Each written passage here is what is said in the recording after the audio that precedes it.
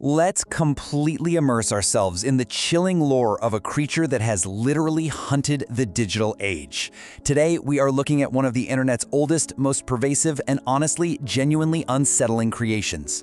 We are talking about the Rake. Now, you might be thinking this is just another simple ghost story, but it's really not. It's a massive masterclass in collaborative digital horror that somehow managed to bleed out of obscure late-night message boards and actually trick the real world. In this explainer, we are going to completely dissect this legend. We'll start by looking at the absolutely terrifying fictional history that made it so believable in the first place, and then we're going to turn the lights on.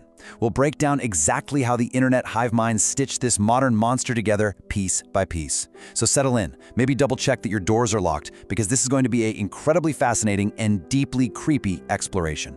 To really understand the power of this myth, we first have to experience the lore exactly as it was presented to millions of unsuspecting readers back in the day. I want you to picture this. Imagine waking up in the dead of night. The house is completely silent. But you look to the foot of your bed, and there is a pale, hairless creature crouched there. The original stories describe it as resembling a large, sort of deformed dog, or maybe a unnervingly naked man, crouched in a completely unnatural, bone-breaking position. This is the core narrative that absolutely launched the legend. In this famous foundational story, a husband and wife wake up to this exact nightmare. The creature just stares at the husband for a moment, and then suddenly it scurries out of their room and down the hall into their young daughter's room. By the time the panicked parents run in and flip the light switch, the creature is already covered in blood. Their badly injured daughter, Clara, speaks only one final haunting sentence before passing away. She just says, "He is the Rake." The husband, frantic, scoops her up, drives his car wildly toward the hospital, but he ends up crashing into a lake and perishing as well. It's a completely brutal, visceral narrative. It doesn't pull any punches, and it immediately hooks you into the terror. Now, what makes this so much more than just a scary forum post is that the creators gave the creature incredible weight by building a deep, in-universe fictional history.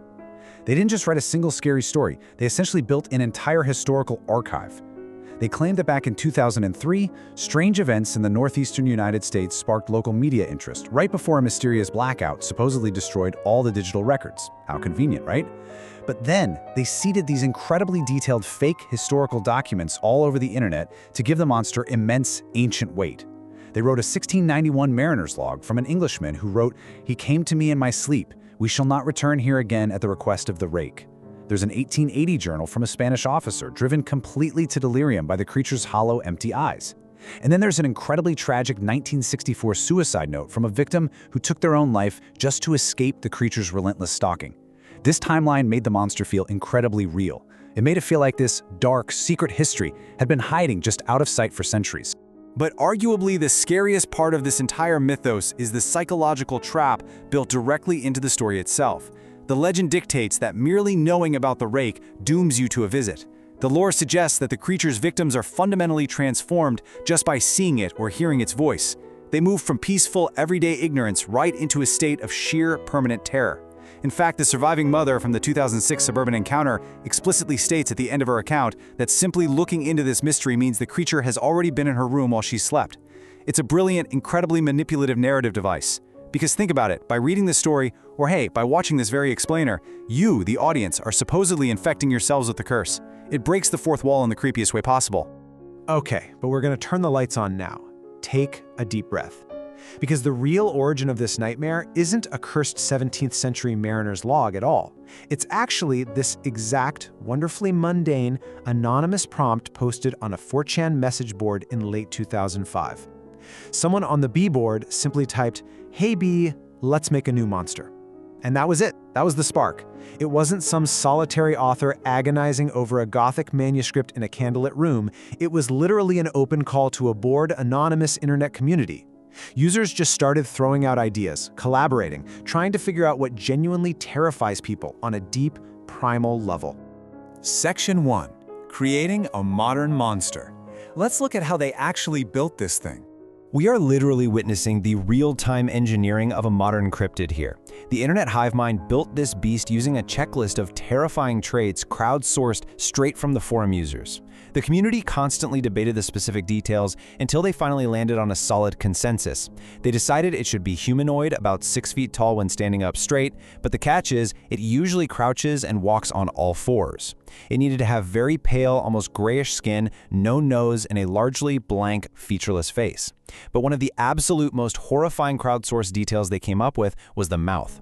They decided that when it attacks, its skull actually opens up on a hinge at the chin to reveal hundreds of tiny, dull teeth. Notice they said dull, not sharp. That's so much worse, right? Because they deliberately designed it to tap into our most primal fears of the uncanny valley. It's something almost human, but dreadfully, painfully wrong.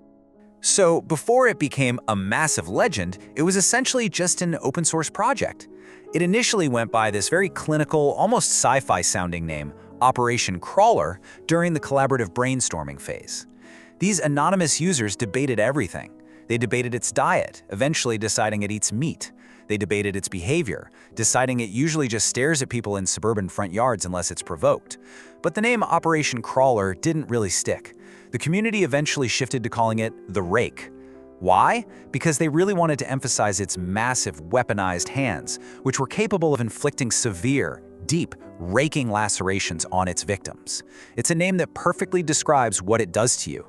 Now, all these forum posts were chaotic and scattered, but in 2006, a user named Brian Somerville compiled all these loose forum ideas into a cohesive blog narrative, officially cementing the modern myth. On July 20th, 2006, Somerville published the foundational text we discussed earlier. He took the Mariner's Log, the suicide note, the suburban family tragedy, and put them all on a blog as part of a series called Horror Theater. This was the turning point. This post took the raw, unrefined crowdsourced data of Operation Crawler and masterfully wrapped it in the terrifying pseudo-historical narrative that would ultimately go completely viral across the internet. Section 2. Anatomy of a Nightmare. Let's dissect the specific mechanics of its horror. So why does this specific creature stick in our minds so effectively when there are thousands of other internet monsters out there? Well, research into digital mythology highlights a fascinating point about the Rake. Unlike silent stalkers, this monster actually weaponizes sound. It speaks directly to its victims to completely fracture their sanity. Where other famous internet monsters, like the Slender Man, rely heavily on obscured sight, standing far away, and silent observation, the Rake's defining horror element is its own vocals. Hearing its voice is the absolute catalyst that shifts a person from a normal, happy life into a permanent, inescapable state of paranoia and madness. And this is perfectly illustrated in this quote from the fictional 1964 suicide note. It highlights exactly how the creature's voice transforms its victims. The victim writing the note isn't just killing themselves out of a basic fear of being eaten. They are completely terrified because the creature actually spoke the name of their loved one, Linny. The Rake uses its voice to taunt you. It uses it to prophesy doom and to violently torture its victims psychologically way before it ever touches them physically. It creates this omnipresent sense of dread where the victim feels completely isolated, slowly moving toward complete removal from society because who would ever believe them? Section 3. The Slenderverse Connection. As the myth of the Rake grew, it was entirely inevitable that it would collide with the internet's other heavy-hitting cryptid. The lore expanded dramatically when this incredibly popular web series adopted the creature, giving it a physical, terrifying presence on video. We're talking about Everyman Hybrid. This was a massive alternate reality game, or ARG, that was initially focused solely on the Slender Man. But in late 2010, observant viewers watching an episode called Cops Check No Body spotted something genuinely horrifying hiding in the background of the shot. It was a crawling, pale, canine-like humanoid. The creators of the series had seamlessly and brilliantly woven the Rake into their overarching narrative. And they really brought it to life. In the series, its feral nature was executed with visceral sound design and chilling practical effects that completely haunted the main characters. They didn't use fancy, expensive CGI. Actor Evan Jennings actually portrayed the Rake by wearing a morph suit, goggles, and literally smearing himself in wet gray mud. On screen, its terrifying presence was marked by heavy breathing, super loud growls, and unsettling whispering noises. Within the story, it relentlessly stalked the main characters, Alex, Vinny, and Ryan, attacking them from pitch-black closets and tight crawl spaces. The series even expanded the deep lore by linking the Rake to Slender Man through something they called Sigma radiation, suggesting it might be a mutated proxy or some kind of bizarre cosmic counterpart to the tall-suited man. This whole crossover beautifully highlights the stark contrast between the two absolute titans of digital mythology. It shows exactly how they prey on completely different human anxieties. Slender Man represents the fear of the unknown. He's the suited, faceless authority figure who watches silently from afar, seemingly controlling the very structure of reality. The Rake, however, is pure, unadulterated feral terror. It is fiercely animalistic, naked, highly vocal, and deeply physical. Slender Man stands still, the Rake crawls at you. Slender Man drives you mad with his mere presence, the Rake drives you mad with its voice and then rips you apart with its claws. Together, they perfectly represent the dual spectrums of modern internet horror. Section 4. Bleeding into reality. This is where things get really crazy. So how exactly did this entirely fabricated nightmare manage to trick the real world? Well, as you can see here, it didn't just stay isolated on 4chan forums. It infected multiple layers of mainstream media, proving the sheer, undeniable power of a well-crafted urban legend. From massive YouTube series to dedicated video games, all the way to actual feature films, the Rake showcased the unprecedented ability of open-source intellectual property to generate its own massive cultural footprint. And it did all of this without a single corporate marketing dollar behind it. In fact, the monster's design became so incredibly pervasive that actual professional news anchors reported a video game monster as a legitimate cryptid sighting out in the woods. This is wild. In December 2010, a local news station down in Louisiana broadcasted a supposed trail cam photo that had been submitted by a viewer. The grainy image showed a pale, glowing-eyed, crawling humanoid. The news station took it completely seriously on air, but the internet immediately recognized the visual aesthetic.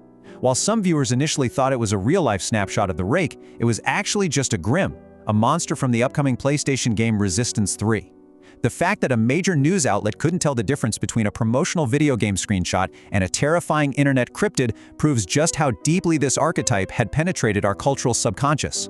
The myth even leaped into the interactive space, allowing players to actively hunt the beast through an atmospheric, lore-accurate survival game. In the indie game simply titled Rake, you play as Gordon Davis, a scientist and explorer investigating those exact 2003 paranormal events mentioned in the original creepypasta. Armed with just some security cameras and a shotgun, you stalk the dark woods while the creature actively stalks you, constantly destroying your cameras in the dark. It successfully took the passive fear of reading a forum story and turned it into an active, terrifying, pulse-pounding simulation. And eventually, this crowdsourced monster made its way all the way to Hollywood, cementing its status as a permanent fixture in modern horror cinema. The film was born from a somewhat frustrated conversation back in 2014 between director Tony Wash and an FX artist who basically just said, "Screw it, why don't we make a movie about the Rake?" And so they did. Released in 2018, the movie follows siblings Ben and Ashley, whose parents were killed 20 years prior, which is a really clever direct homage to the original 2006 blog post narrative we talked about.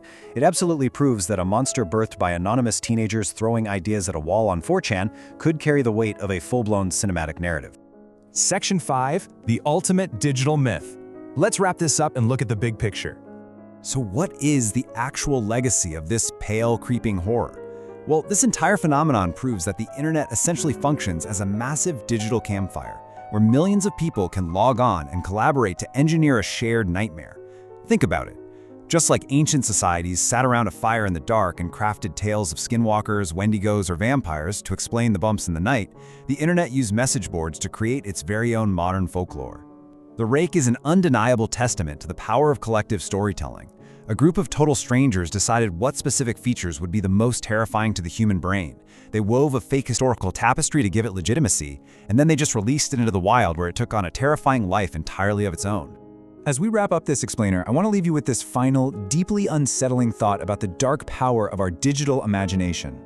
We've conclusively proven we have the tools and the collaborative instinct to build absolute nightmares from scratch. Nightmares that can fool the nightly news, inspire entire movies, and keep millions of people awake at night staring at the foot of their beds in sheer terror. So what you should really take away from this isn't just the fear of a fictional crawling creature, but a profound awe for the human capacity to invent terror. If we built the Rake just for fun on a random Tuesday in 2005, what is the hive mind working on right now, hidden in the depths of some obscure form, just waiting to be unleashed on the rest of us? Thank you so much for exploring this fascinating, terrifying legend with me. Keep your lights on tonight and keep learning.